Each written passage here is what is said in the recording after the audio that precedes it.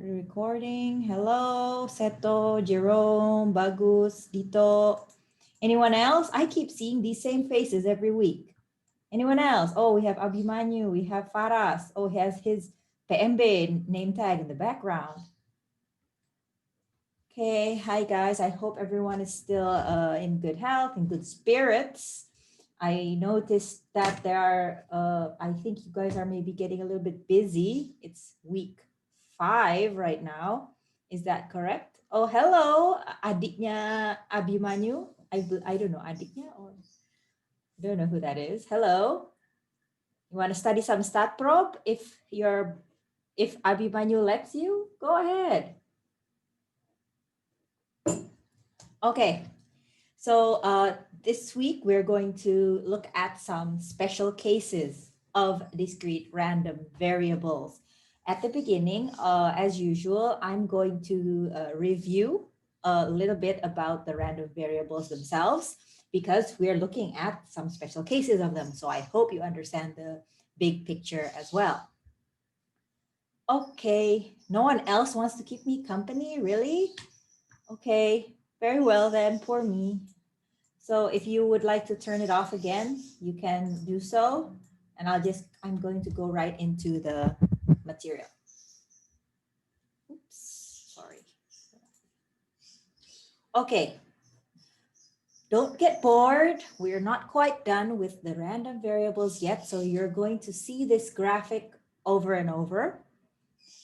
I'll like to remind you that random variables, it's what we call these variables when we map outcomes of an experiment to a letter and a number R.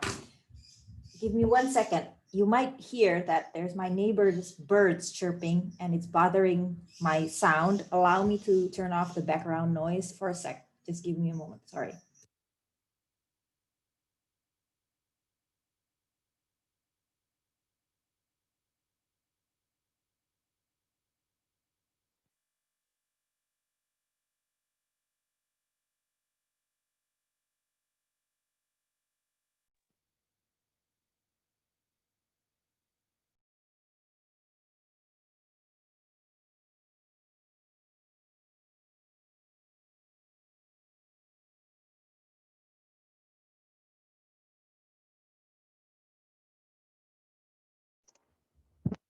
Test, can you hear me better? Is it any better or it doesn't change anything? It's better, great. Yeah, it's better. Okay. So even I'm bothered by it, so you must be bothered too if you can hear it. Okay, so where was I? Okay, random variables. So random variables is what we call these variables that we use to describe these outcomes of an experiment. So for any outcome, we can map it to a certain number or certain value. A question came up and someone asked me, why do we call them random? Indonesian, acak. Why do we call them random? The reason that we call them random variables is because the number that we assign to them may or may not correlate to the measurement. So in this case, when I give it a number -1, for example, that may not mean that the value of what I measure is -1. Same case goes for number 4. It doesn't mean that it's like four somethings, 4 units of something. No, but I randomly assign a numerical value to a certain output. So this is why the word used in Indonesian is acak, as well as in English it's called random. So you might remember these 3 friends that we encountered last week, no, 2 weeks ago as well, actually. We have our PMF, probability mass function, which I hope you still recall, tells us the probability of a random variable having this exact value. The cumulative distribution function that gives me the probability that the random variable is up to a certain value, and the probability density function that gives me the probability my random variable is between values A and B. So you also already know that there are two types of random variables based on the types of values it takes on. First, we have the discrete random variable that has some finite or counterfully infinite number of values, as well as the continuous ones that is its counterpart. So we have already looked at how we can describe these variables. So practically, as long as you assign a number to your experiment output and you can describe the distribution using PMF, CDF, or PDF, then you have a random variable, any type. However, there are some common random variables that occur often in many events in life. We are going to look at these special types today. There are five special types of discrete random variables that we are going to look at this class. So as I mentioned before, I apologize. Short break just for a minute.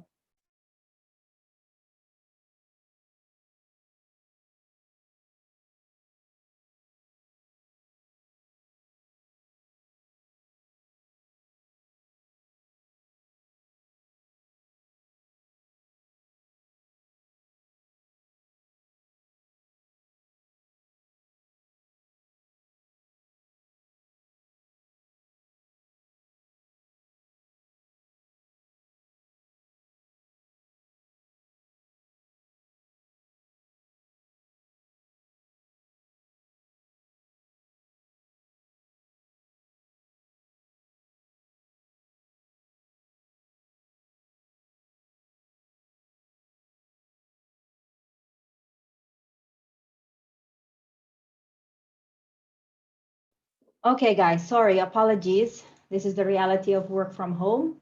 Someone comes to my front door and goes, Assalamualaikum. I have to get out and see what they want. Okay, let me catch my breath a second. Okay, so there are five types of discrete random variables that the reason we are going to cover them is because you're going to meet them a lot. There are many events that follow these distributions. So for us to get the basic idea, I'm going to ask you some questions. Jerome, do you know how to drive a car? Yes. Yes. Tito, do you know how to drive a car? Yep. Who else? Who there? We have Abimanyu here. Abimanyu, do you know how to drive a car? A little bit. Yes or no?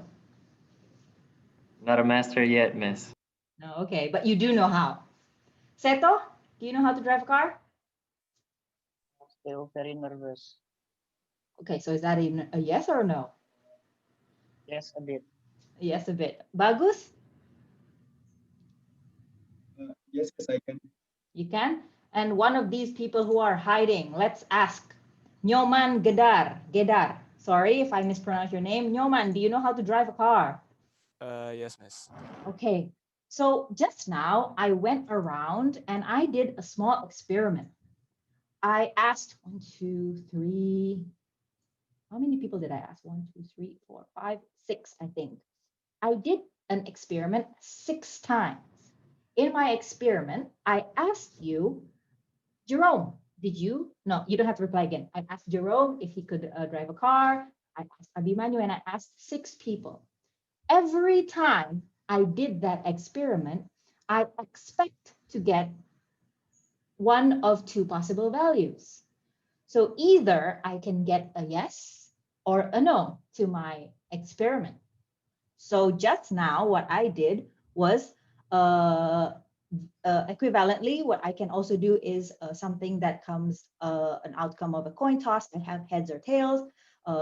If I left my kitchen sink on or not, yes or no, and so forth.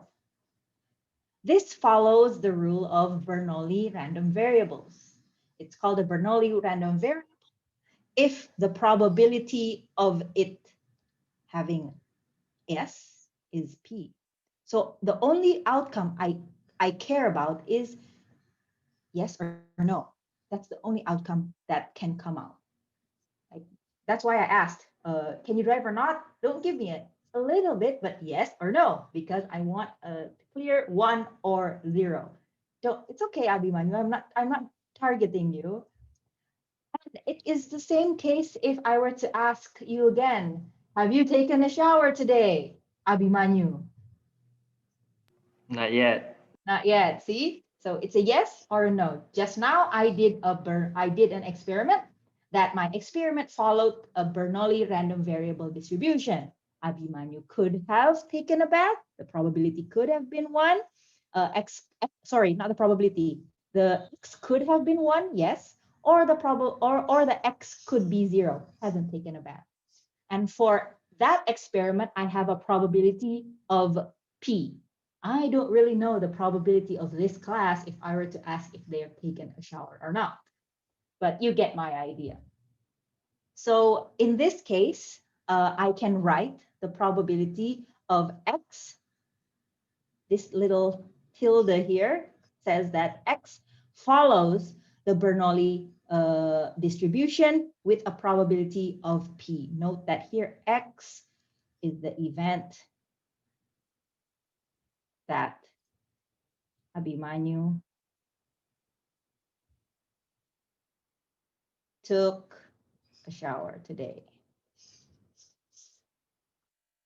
Clear enough, right? So this particular random variable is very, very ubiquitous in our daily life. You can find it anywhere. What's the probability for it to rain today? Either yes or no. What's the probability of someone interrupting my class today? Either yes or no. It's not very useful alone, but it does serve as a basis for the next RVs that we are going to talk about. Why do I say it's not very useful alone? Because you can argue that what's the point of describing a certain variable? Because it's just like, what's the probability of raining today? I can just have p equals 0.8. Why do I need to describe it as a random variable? Because we need it for the next experiments. Oh, sorry, the next random variables. As we learned last week, for every random variable, we need to be able to compute the expectation or mean. We need to be able to compute the variance, and we need to describe the the cumulative distributive function. Once again, I remind you, it has to be defined on a real numbers. Pausing here, any questions?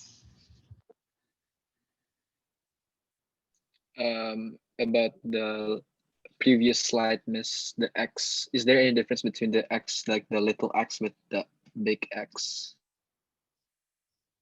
Here? Yeah. Yes, it does. So X, the big X is my random variable. I can substitute it with A, E, whatever I want. But the small x here is the value. So in this case, it's either 1 or 0. Okay, thank you. Got it.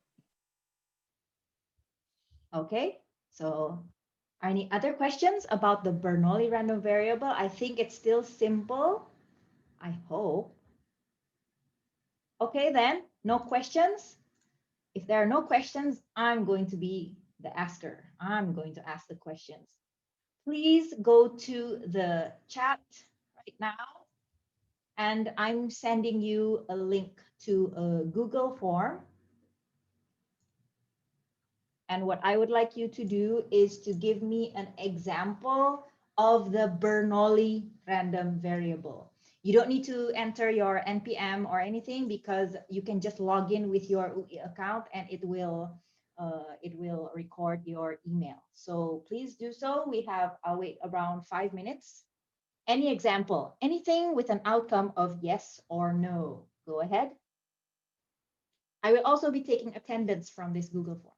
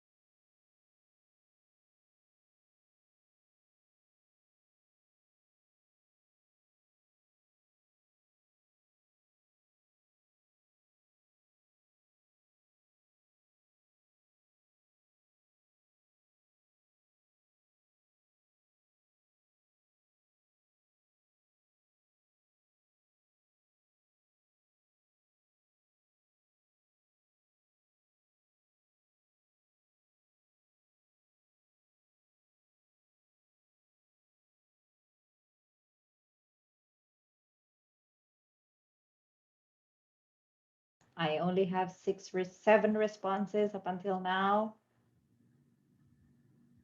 I remind you, I'll be taking attendance from the Google form instead. Okay, we have 10. Okay, go ahead. Anyone else? Okay, take your time. You can continue it while I continue the explanation. Oops.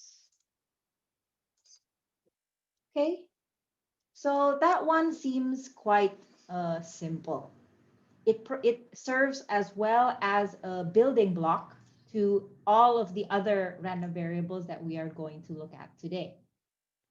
So in the previous example, when I asked you guys if you were able to drive a car, I did not ask only one person. I asked 6. I asked Jerome, I asked Abimanyu, I asked Dito, I asked Seto, I also asked, oh, I have forgotten who I asked. I asked also Nyoman. So I asked 5 or 6 students. So I repeated a Bernoulli experiment, a Bernoulli random variable experiment 6 times. So if I repeat any Bernoulli random variable experiment 10 times, then I end up with n Bernoulli trials that are independent. And for every single time I ask someone just now, each experiment has a constant probability P of success. In this case, success meaning being equal to 1. Or in the previous example, it has constant probability P of you guys saying, yes, I can drive a car. So in this case, then, another example would be for if I have n coin flips, how many times do I obtain heads? So if I have 1,000 computers, for every computer, there is a probability P that the disk drive crashes. So if I have 100 experiments, 1,000 experiments or 1,000 computers, then what's the number of disk drives that are crashed in that cluster? And for the experiment that I just did previously, in a set of n experiments, or the set of 6 experiments of asking students if they drive or not, how many students will answer me yes? This follows the binomial random variable distribution. So if x represents the number of successes, or the number of times that every single one of these random variables equals 1 for every single time, then the number of times it equals 1 follows a binomial distribution in which I write it as x follows the binomial distribution which has the parameters of n and p. N is the number of times I did the experiment. So in my question about yes or no about the driving, I did it 6 times. Here my N is 6. And P is the constant probability of every single time I did the experiment. In other words, the binomial RV is a sum of n independent Bernoulli random variables. And following that, we also know that we must be able to compute the mean or the expectation of this random variable, its variance, and we can also compute its PMF. Any questions?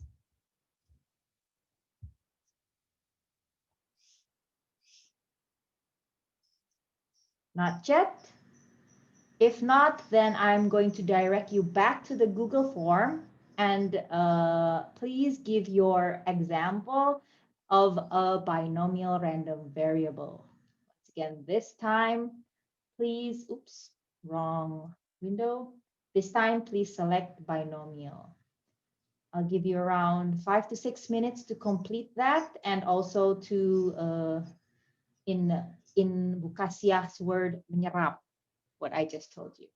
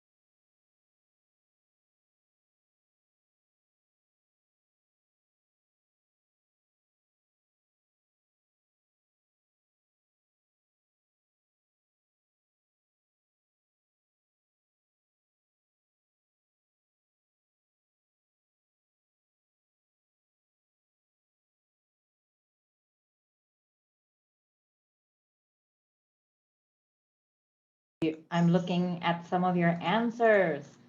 The probability of a person catching COVID. Okay, that's very timely and up to date.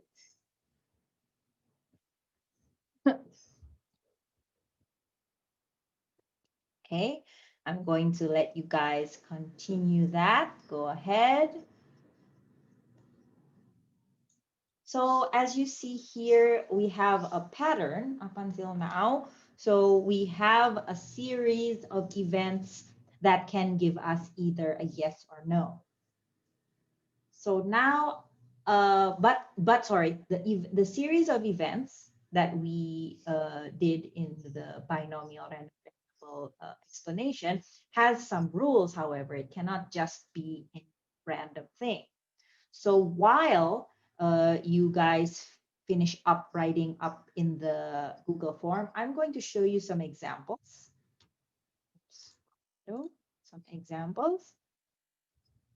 So just now I asked you if you're able to drive. The responses are yes or no. And the probability of a person saying yes is 0.8. So here I know my n is 1000, my p is 0.8.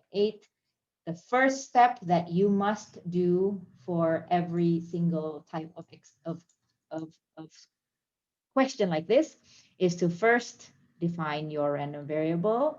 X is the number of yeses in 1000 people.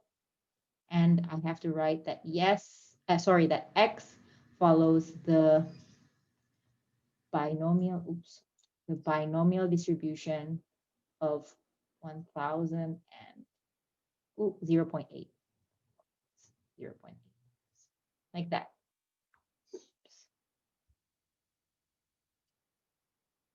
As such. It says P here, sorry, that should be corrected. Since I already know the probability, then this should be changed to 0.8. So here, I'm going to show you a list of 3 cases which seem like binomial random variables, but are not. I'm going to give you some time to look at these, and we're going to go through them and decide why not.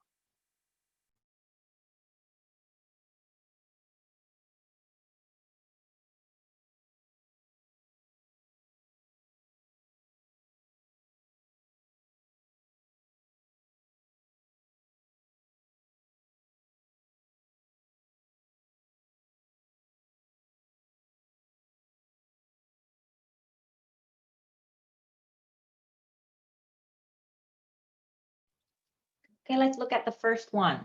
So you're standing in front of the Gedung Baru, and you are counting a random variable. X is the number of students that are passing by in the next 5 minutes. Why is this not a binomial random variable? Oh, I see something in the chat. Because the answer is not yes or no. Okay, that's true. Another reason is because I have no fixed number of trials. That's the second part. Because I don't know how many students are going to go past me. So that's the second answer. Okay, number 2. I have a random sample of 5 men and 5 women. I was going to say 5 students and male students and 5 female students, but I believe I don't even have 5 female students in this class. So if X is the number of persons out of 10 who are taller than 170 centimeters, why is this not a binomial random variable? I have 10 people, so I have 10 experiments. Each time I ask the person, are you taller than 170 centimeters? And every single time, so now I have a fixed amount of trials. I have 10. I have 10 people to ask. I have 10 experiments. And each time, the outcome is either yes or no. It's either 1 or 0, taller than 170 or not taller than 170. Let's see. Why is this not a binomial random variable? Anyone?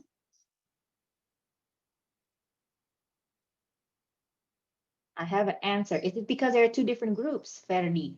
Good catch. Note that I distinguish here a random sample of 5 men and 5 women. Do you think the probability of men being taller is the same as the probability of women being taller than 170? I don't think so biologically. No, somebody's talking in the chat. Yes, Ferdi, you're correct. Because there are males and females and such, the probability P of a person being taller than 170 centimeters is not constant over all 10 of the experiments. So you can argue that the probability of a man being taller than 170 is, for example, 0.7, and the probability of a woman being taller than 170 centimeters, 0.5. Thus, I cannot model this as a binomial random variable because it does not have a constant probability for every single experiment. Lastly, I am drawing 4 cards without replacement from a deck of 52 cards. If X is the number of aces that I took, well, what is this random variable X? It is not binomial Y.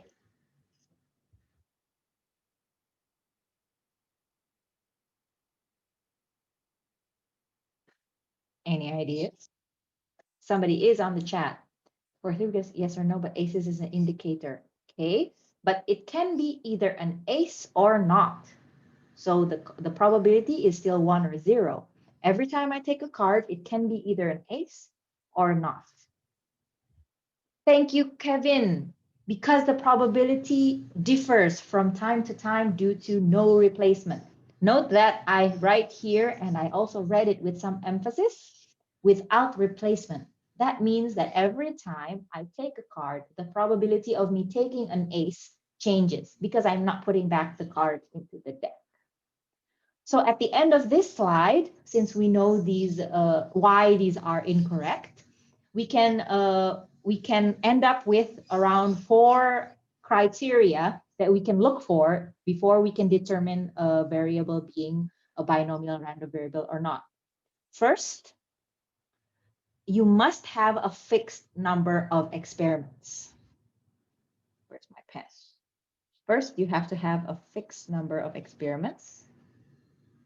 Why is this? 10. First, you need a fixed number of trials, fixed number of experiments, and so forth. Second, for every trial, P must be constant.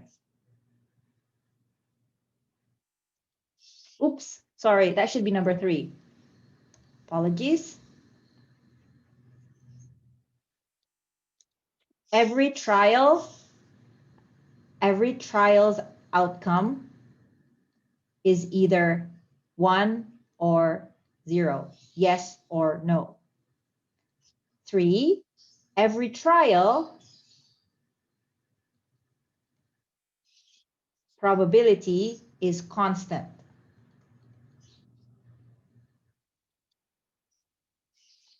And lastly,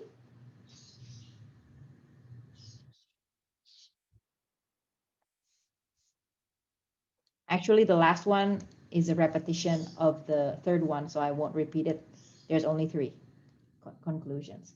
What I was going to say was that the conditions or each experiment must be independent, but that that follows with all the other assumptions, so we'll leave it at 3. So before you can determine it following a binomial random variable, please check these criteria. We're going to now look at how it is written mathematically.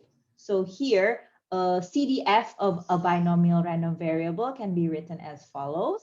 Just now we saw the PMF, correct? Yes, we saw the PMF here. And as you know, the cumulative one is just a sum of all of the probabilities, the PMFs, until that certain number. So here the CDF of X being less than equal to I is a sum of this PMF for every single value under I. And we can also graph it as such. The PMF will usually look like a skewed normal distribution, and the CDF, as you know, is cumulative. So if I have an X that follows a distribution of B with 8 trials, and every time I do a trial, the probability is 0.5, what is Px equals 3? I can use this here. Don't forget that this is the cumulative one. That's why it's summed up. So for only at one value, X equals 3, then it should be N is 8. K is what is being calculated. So here it's equal to 3. And the probability of every trial, which is here, 0.5, 0.5 to the power of K. And the other 1 minus 0.5, but in this case, it's also 0.5, 0.5 to the power of N minus K. So here our N is 8, our K is 3, it should be 5. Note that, what is this? Is it a permutation? Is it a combination? Anyone? Do you remember? Miss. Sorry? It is a combination. It's a combination. And I already calculated beforehand, it's equal to 0.219. That is for X equals 3. But if I were to ask you to compute it cumulatively, less than equal to 1, what are the possibilities? So 1 is somewhere in this range, and the only value that is under it is 0. For any I less than 0, it does not have a probability. So I can compute this probability by summing up the sum here, the summation of the probability of X equal all i's less than 1. In this case, we only have 0 and 1, and we can obtain the answer as such. That particular binomial random variable can be graphed like this. On top here, this is the PMF, with small p here, and this is the cumulative values underneath. You may notice that when I change the value of N and P, the shape will also change its skewness, but it still looks bell-shaped, or more or less. So let's look at an exercise. I'm going to give you around 5 minutes again to try to answer them, at least number A and B, and we can do the C and D together. Go ahead and try it.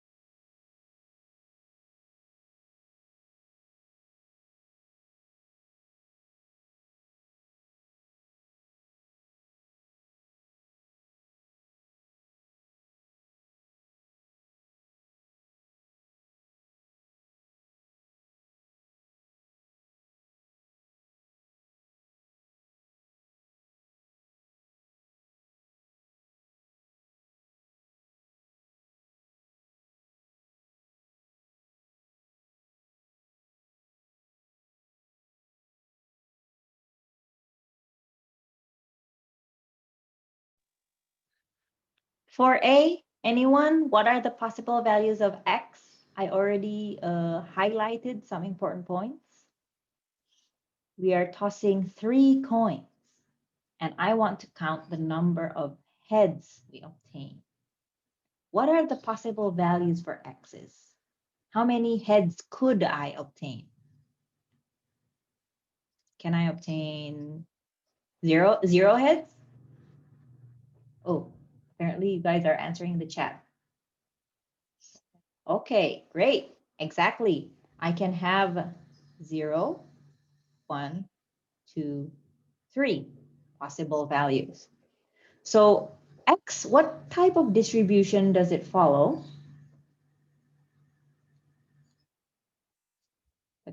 Now I know better, and let me check the chat. No, this time no chat. Go on. What distribution does it follow? We've only looked at 2 until now, so there's only 2 possible answers. Binomial. Great. So thank you, Hanifa and Jerome, and a lot of others, sorry. So x here will follow the binomial distribution with n is 3, because I have 3 experiments, 3 coins. And every time I do that, I know that the probability is p. Sorry, it's p. So up until now, we have the possible values of x and the distribution. Next, what is the PMF of x? Don't worry, we already looked at the previous examples. I've already shown the expectation variance and PMF. You can just simply plug in the values that you do have into that particular equation. So here, what's the PMF? PMF is probability at one certain point. So the probability of x equaling x, you can use k here, you can use whatever letter you want, is as follows. Note that it is 4 x's valued 0, 1, 2, 3.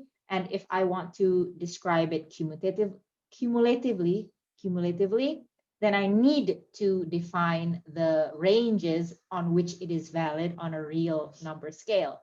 So here, since it is only valid for 0 until 3, then I write 0 until 3. Don't forget that it is inclusive on the left-hand side, but not on the right-hand side. Since once it values 3, it is a probability of 1. One more.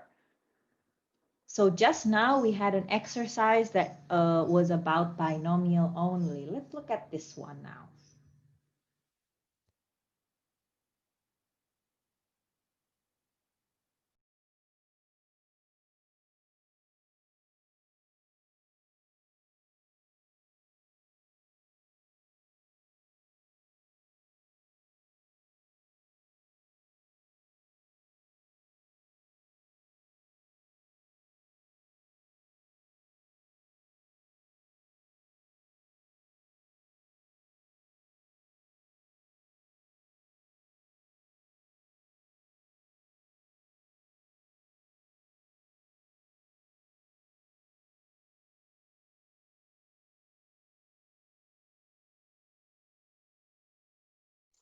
Okay, so for the first question, we defined the random variable x being the number of discs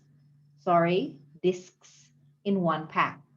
So we know that one pack contains 10 discs. And for one pack, I have 10 chances for me to take a disc that is defective. So in this case, I can also model x following a binomial distribution. 10 times, I have 10 experiments, 10 discs, and each disc has a probability 0.1 to be defective. So here is my random variable x. So this only describes the number of defect discs in one pack. So now, still considering one pack, what is the probability that it contains more than one defect disc? Let's look at this case here. So I have 10 experiments, 10 trials for one pack. 10 times I'm taking out a disc oh, is it defective or not? 10 times.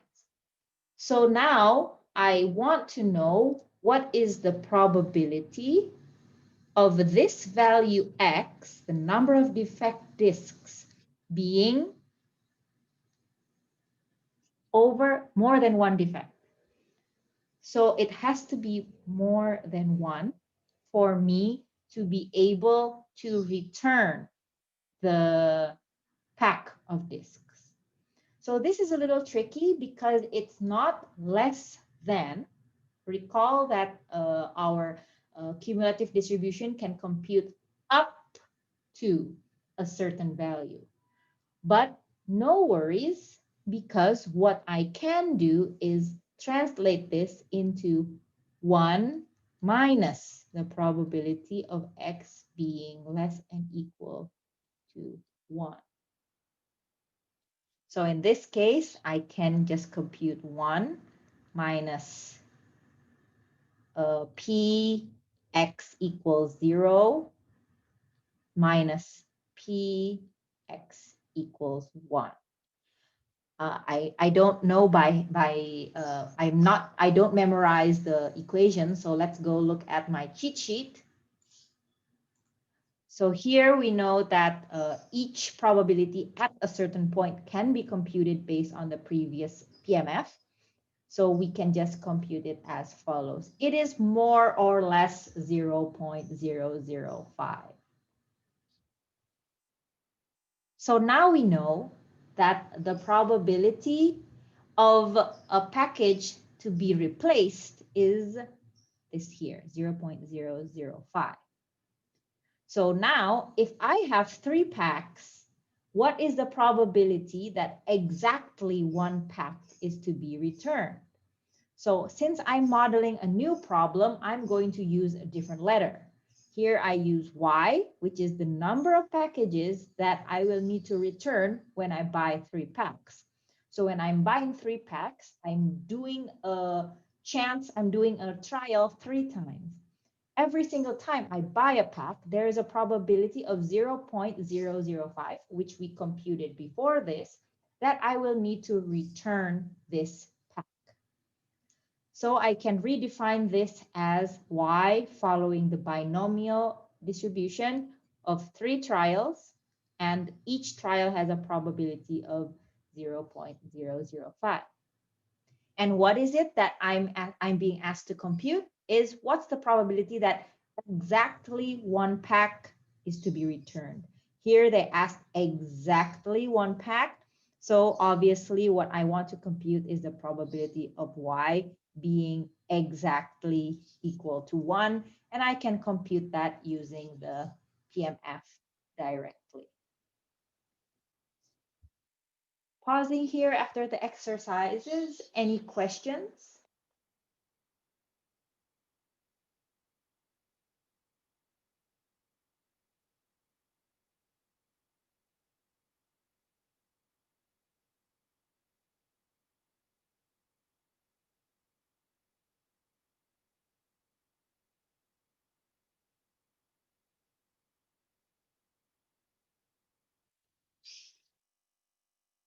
No? Let me check the chat box. No, not as well. Okay, everyone good? Clear enough on those 2 types of random variables? Okay? Okay. Then I'm going to introduce the next one. Oops. We have our Bernoulli random variables. Again, don't get bored of them yet. So I know now that I need to repeat a Bernoulli trial a couple of times. So I have n trials. And if each of these Bernoulli trials are independent and I have a constant probability of being equal to 1 or success or whatever you want to say is equal to 1, then I'm now going to need to compute. Like I'm going to do this by example. I'm going to go and ask you guys again. Why are you always on the first camera, the first face on my screen, Jerome. So it's gonna be you again that I'm gonna ask. Okay, hi Jerome. Have you ever let's see what's on Jerome, have you ever put on some powder, face powder, bedak, ever in your life? Yes, of course. On your face recently, like in the last year? Recently, no, but No? yeah, since you said ever, yes. Okay, I'm gonna change my question then. Recently, since you've become since we've been online, have you ever put on face powder? And I mean like the cosmetic bedak. No. No? Never. Like, recently, never. Okay. No. Seto, what about you? Recently, have you like since we've gone PJJ, have you ever put on some bedak on your face? No. No. What about you, Afriza? Have you put on some bedak on your face recently? No, Nope. no, never. Okay. What about Hanifa? Hanifa, have you put on bedak in the last since we've gone PJJ, so since March? Ooh. Yes. Yes, you have. Thank you. I thought so. Thank God you did. You answered yes. So just now, I asked Jerome, I asked Seto, I asked Afriza, then I asked Hanifa before I obtained a yes answer. So in this random variable, what I want to compute is how many times do I have to repeat my experiment, my trial, until I obtain that first yes. Just now, my Bernadette trial was to ask, have you worn bedak recently? And I got no, until I asked Hanifa, and I finally got my first success.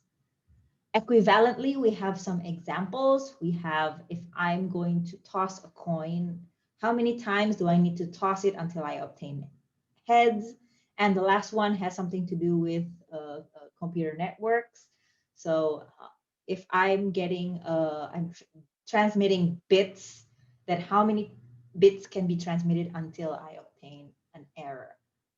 In this case, we call these random variables geometric random variables. So we have a series of independent Bernoulli trials, each with a probability P of success.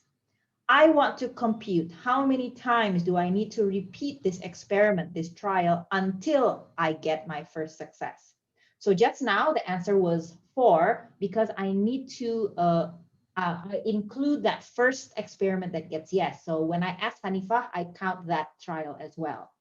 So here I'm going to highlight this sentence here because it's quite important. I include that first success in my computation. Thus, I can say that X is a geometric random variable with parameters P, and the PMF can be defined based on this equation here. So as a visualization, I need to compute how many times do I need to do the experiment until I get a success. So there are X minus 1 failures. So in my case just now, I had 3 failures when I asked Jerome, Seto, and Afriza. And I had 1 success trial when I asked Hanifa. And the probability, if you imagine this, so the probability of every single one of these trials, when I asked Jerome, it was not equal to 1. So the probability is not P, but 1 minus P. When I asked Seto, it's still 1 minus P. When I asked Afriza, it was still 1 minus P, the event, because they all said no. And finally, Hanifa said yes. So on this X trial, the probability becomes P. And that is where this equation comes from. Px equals X equals 1 minus P to the power of 1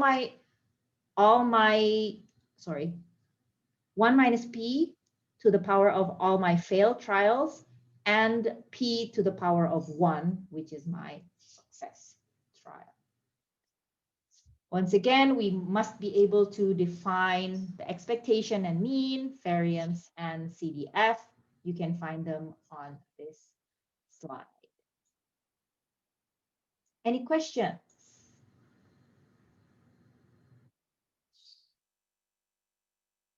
No? Okay, then Google form time.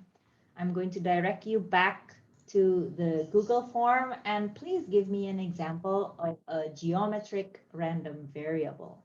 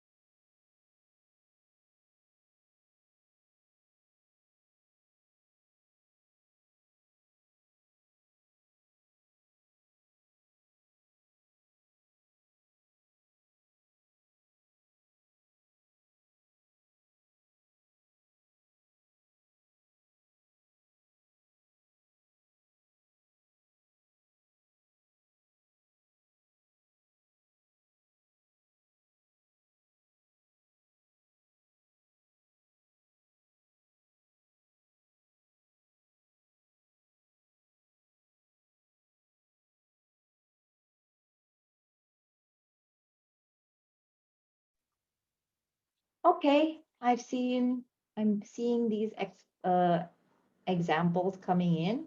I'm gonna take a check. Let's update the responses. We have geometric. We only have 5. Come on, others.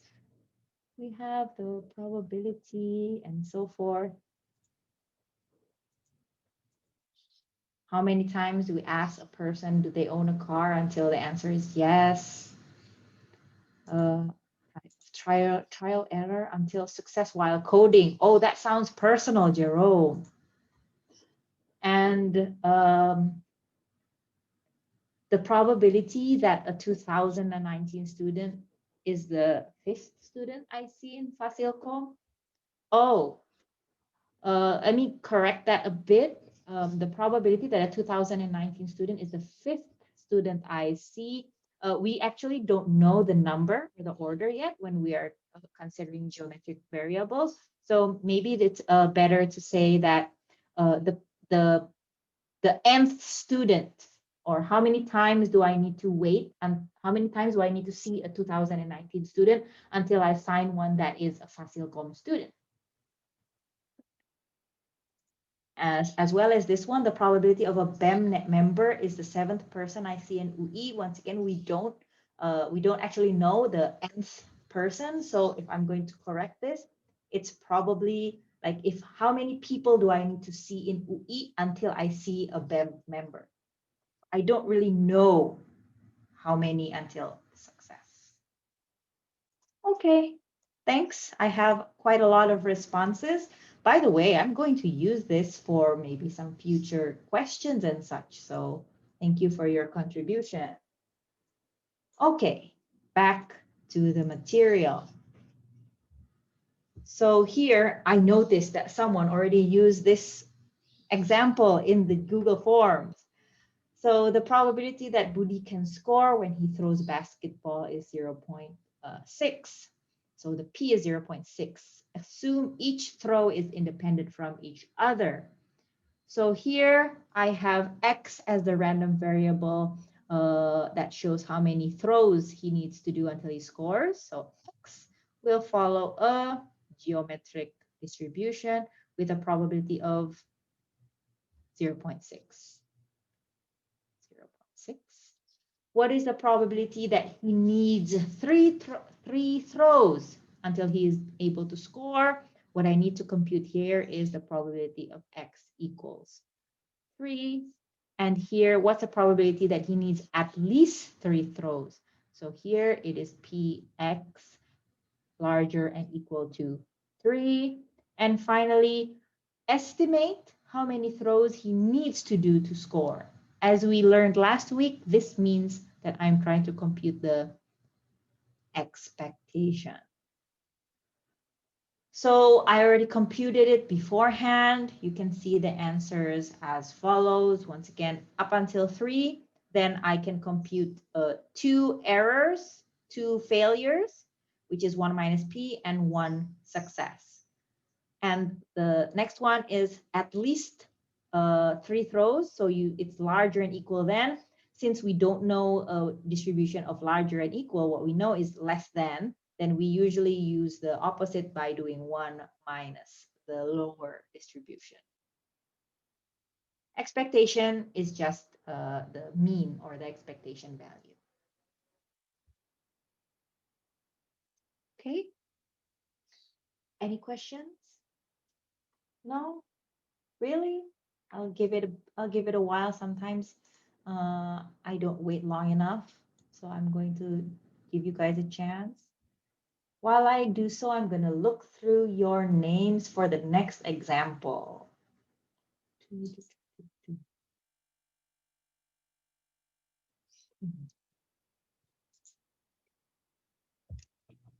Okay, how many of you are currently in the Jakarta area?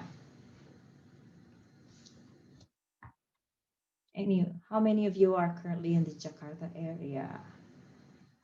Raise your hand, please, in Zoom if you are currently in the Jakarta area. You can raise your hand in Zoom, right? You can raise hand. Yes, you can. So we have 1, 2, 3, a lot of you. Don't tell me you all are in Jakarta area. 1, 2.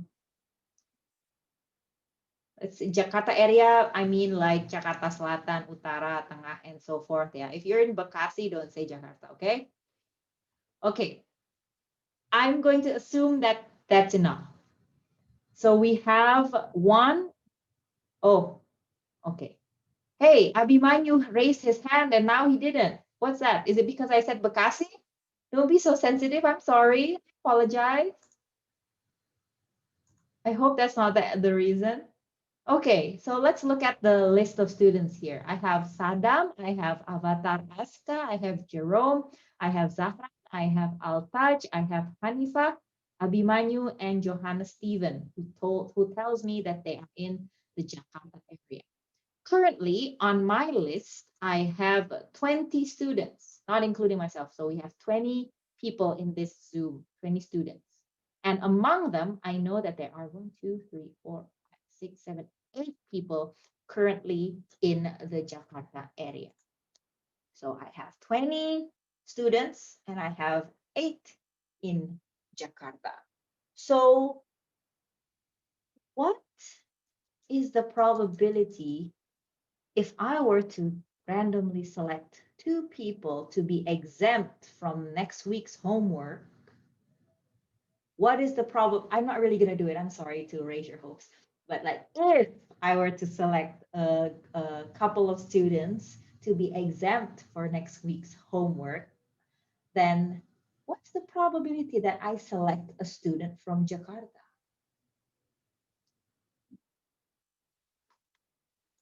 That is the setup for my next type of random variable. So I have n items, or in my case here, I have n students, r of which are of a certain kind. So here I had n was 20 students in this Statprob class, and I had r 8 students in Jakarta area. If I want to choose one student at random to do a special quiz, then the probability of me obtaining a student from Jakarta is as simple as R over N. That makes sense, I hope. So, oh yeah, sorry, you can lower your hands now. Apologies. So the probability of this being of getting a student from Jakarta is R over N. So if I were to choose random with replacement, so every time I select a student, I put it back, that the number of special items chosen, or the number of students from Jakarta that I chose, will follow a binomial distribution with n So n is how many I choose. So if I were to do select 3 students, then my n here would be 3. And the probability of it being from Jakarta every single time is r over n. Let me give you a pause here for just 1 minute and give you a chance to ask if it's not yet clear.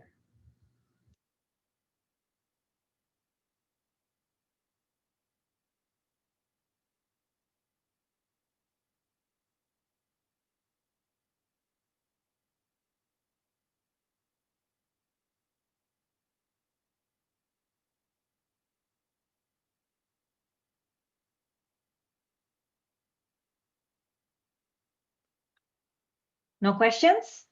Let me check the chat. No, not yet.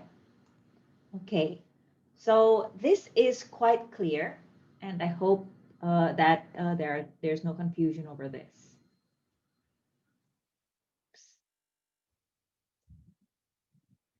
But now the issue is if I do not return the students back to the pool. So this is the issue that I also showed you when I gave you 3 cases that were not binomial. In this particular case, it is binomial because I keep returning whatever I have chosen back to the pool. So my probability doesn't change for every experiment. But here, if the n items are chosen at random without replacement, so in the previous example, if I take a card but I don't put it back, or in this case, when I select 3 students, but I choose them one at a time and I do not replace them back. So I chose Jerome first to do the quiz. He's from Jakarta, I believe. So after taking Jerome out of the question, the probability of choosing a Jakarta student has changed now. It's no longer 8 over 20, but 7 over 20. Then next time I selected Hanifa, for example. So Hanifa is out of the question, and then the probability is no longer 7 out of 20. Sorry, it's no longer 8 over 20, but 7 over 19, and so forth. This also has something to do with the question that you had in your exercise, I think, as well as one of the homeworks, I think, when you're selecting balls from a bag. But instead of being a binomial random variable, I can, however, describe it as a hypergeometric random variable, which is our next special random variable. In this case, I can write it as x following the hypergeometric distribution with parameters n, which is the number that I select, the number of objects I take, the number of students I select. R is the number of special objects or the number of students that are from Jakarta. And large N is the total amount, the total number of objects or the total number of students that I have. Oops. So here we're already able to model the event of replacement with a binomial random variable, as well as the case of without replacement as a hypergeometric random variable. As usual, we always need to compute the expectation, often the variance, and the PMF as follows. So here, from an inside a box containing 10 ping pong balls, we take 4. Among 10 balls, there are 3 and 7 white balls. Find the probability that of the 4 balls that there is 1 red ball at most. So here we are considering the red balls, and thus the special case in this scenario is red. So here my R is 3 because we are currently considering red balls, and the total is N, large N is 10, and I'm taking 4 balls randomly, which is my small n. So I know, oh, it's already written here. So thus I can write x follows the distribution of a hypergeometric random variable 4, R, I think, 10. I think that's right. Small n, R, and large n. Small n, R, and large n. Yes, that's right. And thus, when I want to compute there is at most one red ball, that means I need to compute the probability of X being less than and equal to 1.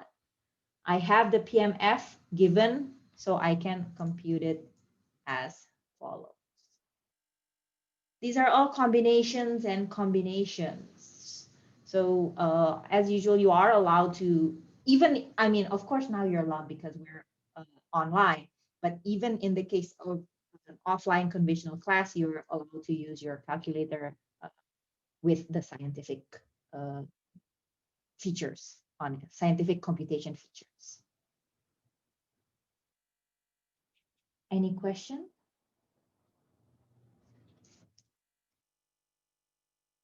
Not yet. Okay.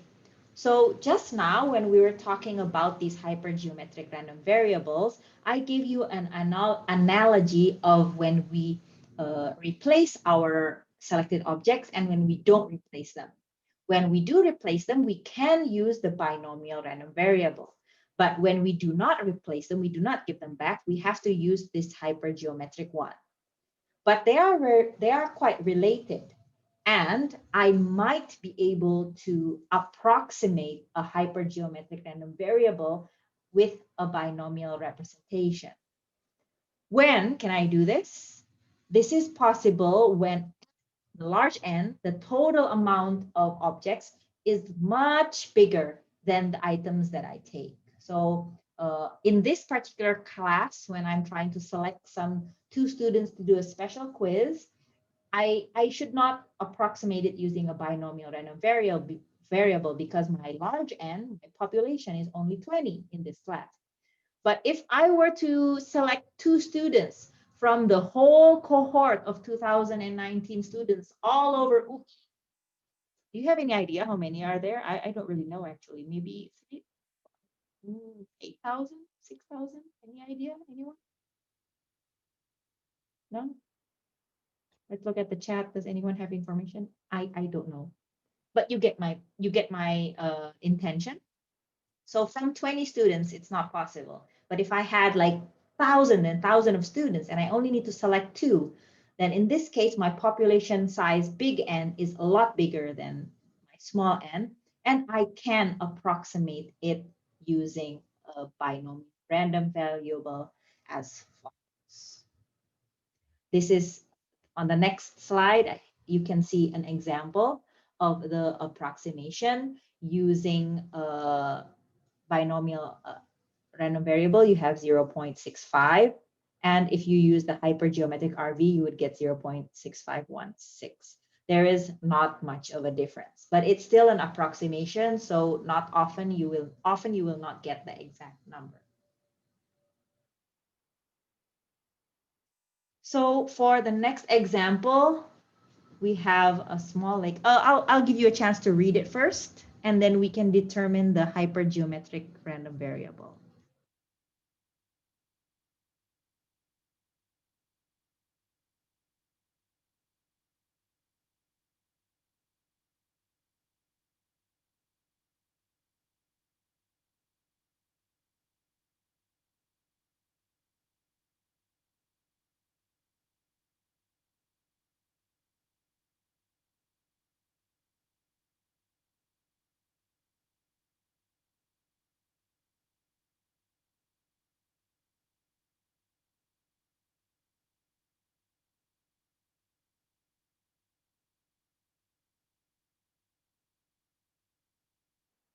Okay, so let's try to dissect this question. I have a lake containing 50 fish. One day I catch, the fisherman, not me, catches 10 of these fish and tags them. Then you release them back in the lake. And then the next day he goes out and catches 8 more fish. So in my entire lake, I only have 50. So obviously this is my big N. One day, the fisherman catches 10 and tags them. So these are my special fish. R. And for the next day, the fisherman goes out and catches 8 more. So this is N. It's the experiment that he does. So what is the distribution of X, which is the number of tagged fish? So here, tagged fish, so we know that this is the special case. X should follow a hypergeometric distribution with a small n 8, R is 10, and large N 50. I believe so. Yes, that's correct. So we have a hypergeometric random variable as follows. 8, 10, and 50.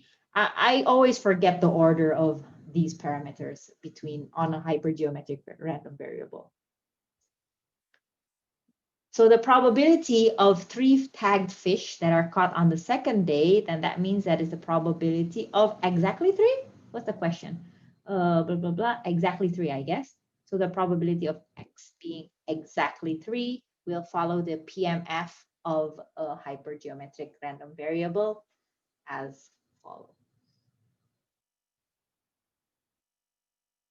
And if I were to compute the expectation, the expected number, I can just compute the expectation. Small pause here. Any questions?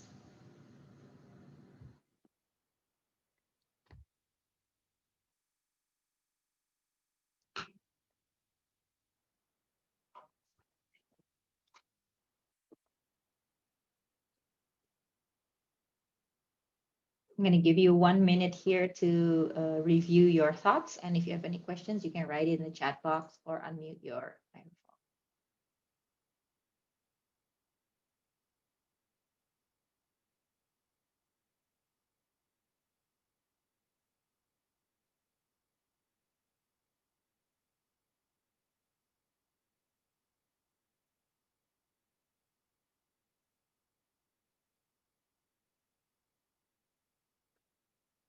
No?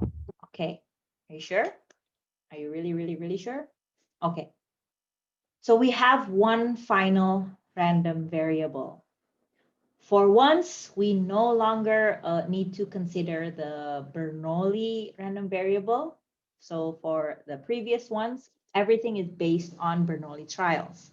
First, we have Bernoulli, and then we have the binomial, which is a series of Bernoulli. We have geometric, that is a series of Bernoulli as well. And we have hypergeometric, which is a variation or a specific case of binomial. So now, consider if I want to know how many events occur in certain boundaries or intervals. Like, for example, how many defects in an item? How many emails do I receive in an hour? Usually a lot towards the end of the semester. The number of wrong telephone numbers that I receive in a day, the number of misprints on a page, the numbers of customers entering the post office on a given day. Pre-COVID times, don't be going to stores these days, guys, and so forth. This can follow the distribution of a Poisson random variable. Anyone speak French here? I don't want to sound stupid here. So if anyone does speak French, please do correct my pronunciation if I'm not saying it correctly. But please don't say poison, because that's definitely not how you read that. So anyone? Before I make a bigger fool of myself, does anyone here actually speak French? Anyone? It's okay, I don't. I'm not gonna start talking to you. Oui, baguette, okay. Funny, Saddam, does that mean you speak what do you call French? Baguette and boulangerie don't count. Okay, so please do correct me if I'm saying it wrong, but I think it's supposed to be called Poisson random variable. So the random variable X will be is said to follow the distribution of Poisson with a parameter of alpha, and I can write it as follows. What is alpha actually? Alpha is the average number of events occurring in that interval. So I can get that by multiplying the rate of events times the interval. So if I'm trying to talk about the number of visitors coming to my office on any given day, number of students coming to see me on any given day in my office, pre-COVID times, then so if on average there are two students, no, there's one student every hour. And I need to know the average number of events occurring in the interval, which is alpha. So in one given workday is around 9 hours, including lunch. So in this case, I know that there's usually, let's say 2, let's not use 1. There's 2 students coming to see me per hour. And I know that my workday will last for 9 hours. Thus, my average number of events occurring in my interval would be 18 by alpha multiplied. Sorry, not all alpha. I mixed up the Greek letters. Alpha equals lambda times t equals 18. That is just an example. We can use this to compute anything, the number of errors, of typos in your scriptsy, the number of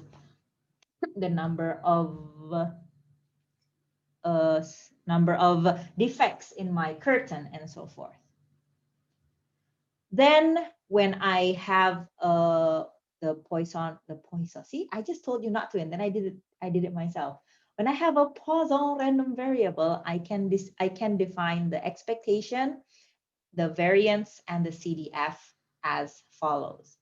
Before I ask you to give me some examples, I would like to show you this small summary on how we can distinguish between binomial and Poisson distributions.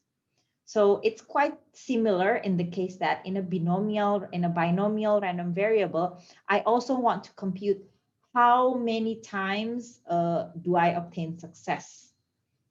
But in a binomial one, we have only discrete whole numbers, but in Poisson, they're infinite. And there are some implicit differences between the two. So in binomial, the most important distinguisher is that each trial is independent of each other.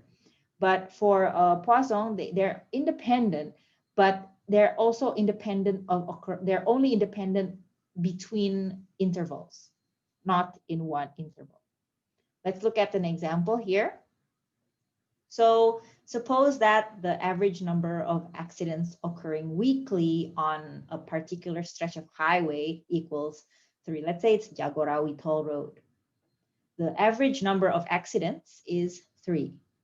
Calculate the probability that there is at least one accident this week. So we know that X is the number of accidents during the week. We want to compute that. So here my T is 1 week. Did I already write it down? Oh, I already write it down. So now we can assume that X is a Poisson random variable. So I can write that it follows P. Sometimes you write P, sometimes a lot of references write it POI like this. And it should follow, this parameter is alpha. So what's alpha? That times T. In this case, my T is 1 week. And my lambda is how many does it occur in every unit. So here I already know that it's the 3 accidents is weekly, so it's the same thing. So my alpha here is 3 as well. So here, oh, I already wrote it down. Why bother? Let's delete this so you can read it nicely. Okay. So here, since I know already my alpha as follows, so now what I want to compute is what is the probability that there is at least one accident? At least, that means we're talking about X should be larger or equal to 1. Once again, since we do not actually have a distribution that computes larger than, we only have less than, which is cumulative, then I can describe this by 1 minus P equals 0 only, I think. Yes, equals 0 only, because 1 is contained in this because it's X larger and equal to 1. So lesser than 1 is only 0. You cannot have a negative number of accidents. So following the equation just now, I can compute the probability as follows. We have an exponential here. Don't be too afraid of it. Exponential to the power of 0 is 1. Don't forget, as well as you can use your calculator anyway to compute this. Any questions?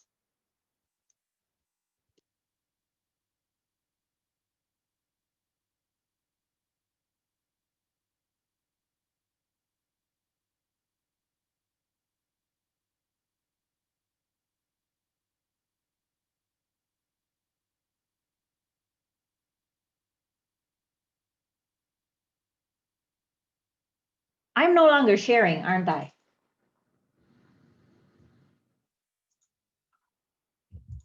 Am I still sharing my screen? I don't think so, right? No, miss. Right? Sorry. I noticed that.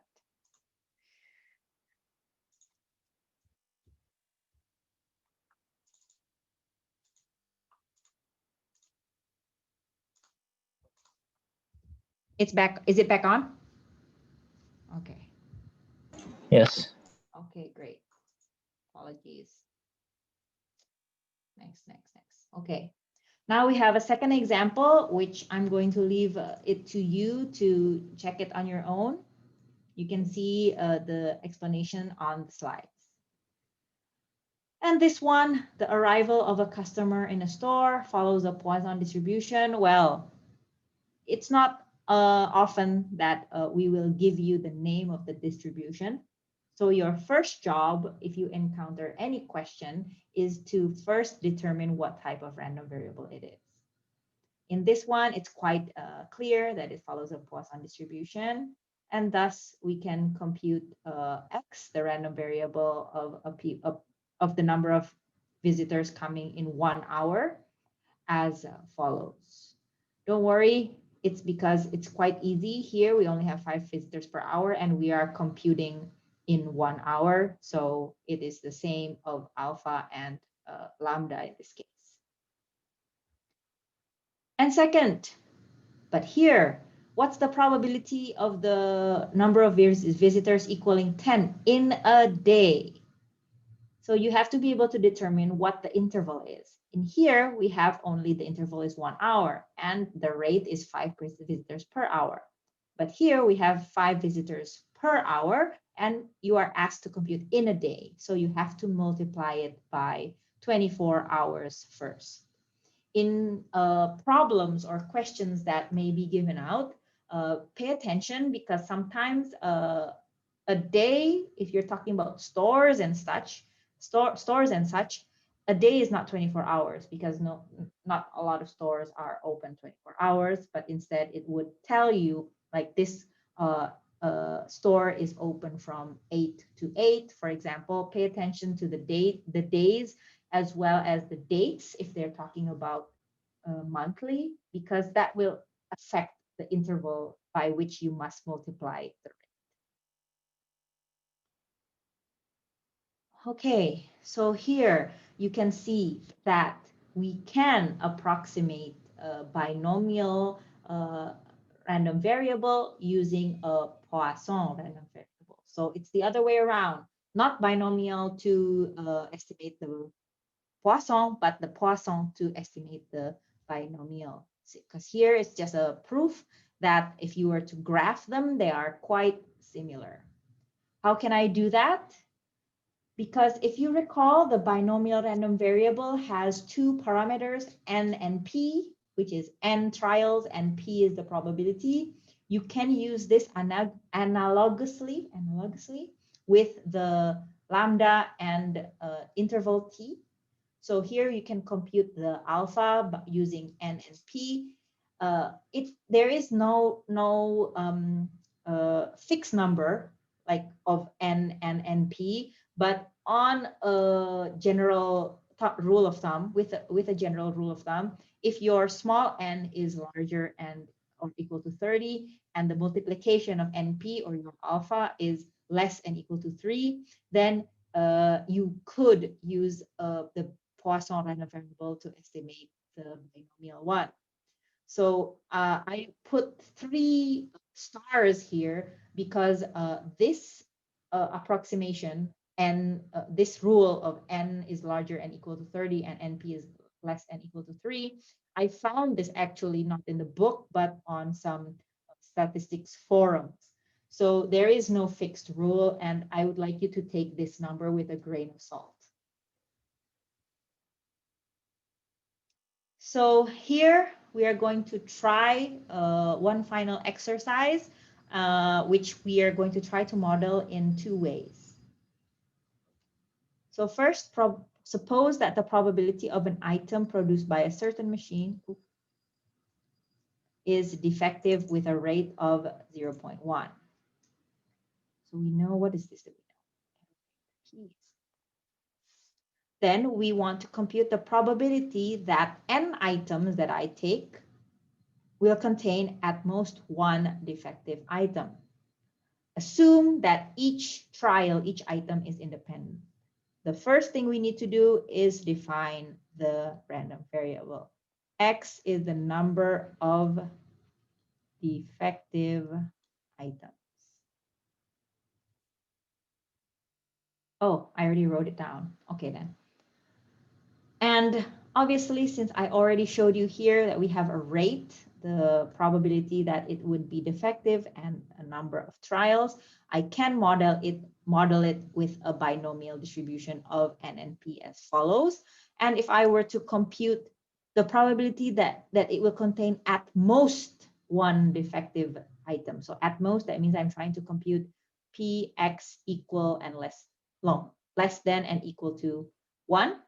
I can compute it using the binomial distribution, which is defined as follows: 0.73, blah, blah, blah. If I'm going to approximate it using the Poisson approximation, as we know, for the Poisson distribution, we need to have alpha times interval, or in this case, I can multiply n and p, which is, what's my n, what's my p? 0.1 and 10 equal to 1. Thus, I have also x modeled as the Poisson distribution with an alpha of 1. And thus, I can compute the probability of x being less than and equal to 1 as a Poisson approximation. As you can see here, it is a good approximation, but you will have some errors. That's the end of the 5 random variables that we have talked about. That we have talked about. And as before we close the material, I would like to redirect you to the final time, to the Google Form, and please give me an example of a Poisson random variable. Go ahead, we'll wait there. And while we're waiting for the responses on the Google form, I also invite you to ask maybe some questions, maybe about the midterm or next week, because we have a very short week next week.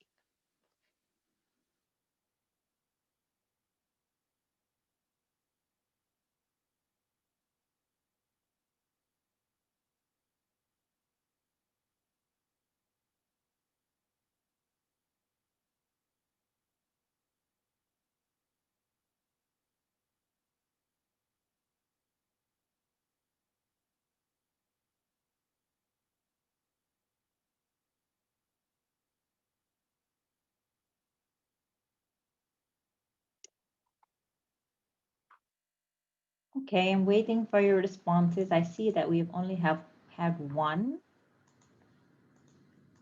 Ew, the average number of hairs in a burger. Okay, that does follow the Poisson distribution, but is this real statistics? Okay, I'm never eating at McDonald's again. A home sold by Meta Realty Company. Is that an advertisement of Meta Realty Company? Is that a real company? Do you own a company, Dito? No, that I was made up. Oh, okay. Okay, so go ahead. Maybe while we wait, I'll remind you one more time that I'm going to take attendance from your responses on this Google form. Obviously, I would like you to answer for every single one of the random variables, but if just for attendance, one time is sufficient. And then nobody replies. Say that, huh? I shouldn't have said that. Okay, so next week, we are going to go into the, continuous random variables. There are three main random variables that are continuous. Excuse me for a second.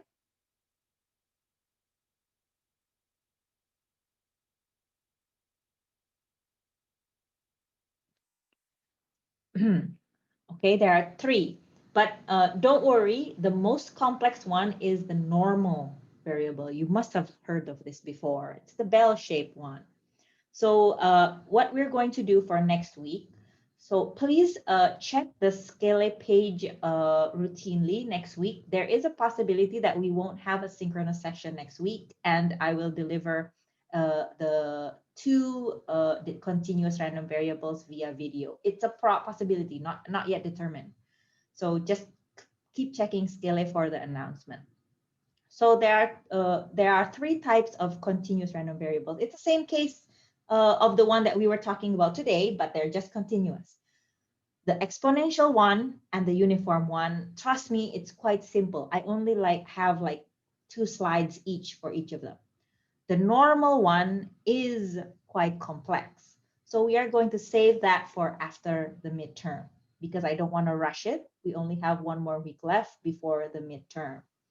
So don't worry about that. We're only going to do 2 more random variables, which are continuous, which are the exponential and uniform one. Please stay tuned on Scale for announcements of 2 things. First, of the session next week, if there's going to be a synchronized session or it's only going to be a video. Second is a quiz coming up. Pre-midterm quiz that I will set up either on Scale or somewhere else. Please stay tuned on the Scale page as well. Any questions?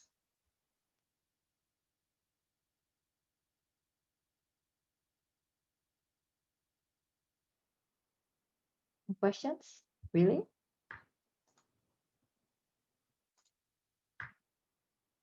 So yeah, we have 1 more week before your midterm. And the midterm, the technical instructions for midterm will be uploaded by next week as well. Hopefully, if I can get it translated to English fast enough, it will be uploaded next week. What I can tell you, because the details have not been finalized, what I can tell you is that the exam will be held, obviously, fully online. The type of exam will be an individual exam and open everything. So you can open everything. You may even be able to use additional tools to help your computation, such as Excel and such. It depends on the questions later. And you will have to do 2 things in order to access your midterm materials. So show you the Scale page. I already showed this last week. So first, what you need to do before the midterm is fill in the teaching evaluation. This is anonymous and accessible for the Secretariat academic staff. And secondly, I will soon update integrity disclaimer. No, what's the word in English? Integrity statement.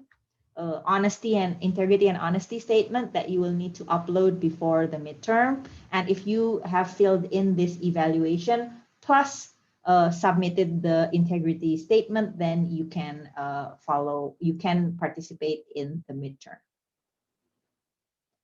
Are there any questions, technicalities maybe? I'm going to stop the recording in the meantime.